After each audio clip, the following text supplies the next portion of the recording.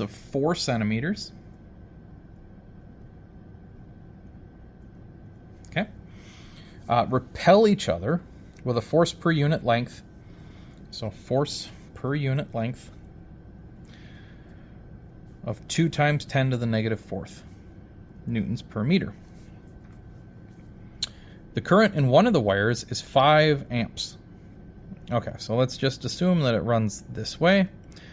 The current here is 5 amps. Find the current in the other wire. Okay, so to figure out what the current is there in the other wire.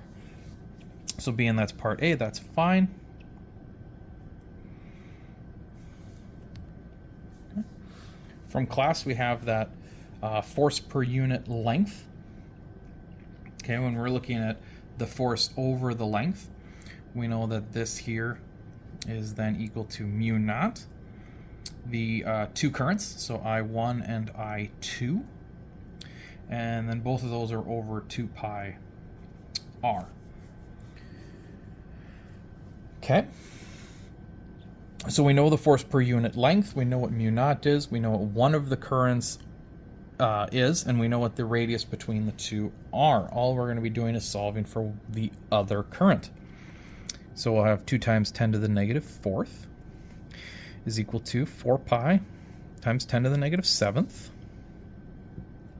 times the one current, which is 5 amps. And the other current is what you're going to solve for. Divide that by 2 pi, and this r is the radial distance between the two, so 0.04. Okay, so take this 2 pi times the 0.04, multiply it by the other side, and then divide by this. And if we do that all out, it comes to a nice and even 8 amps. Okay, so that's your part for part A. Part B, are the currents in the same direction or the opposite direction? Okay, so we have 8 amps, but I don't know which way it goes. So it tells you here that they repel each other.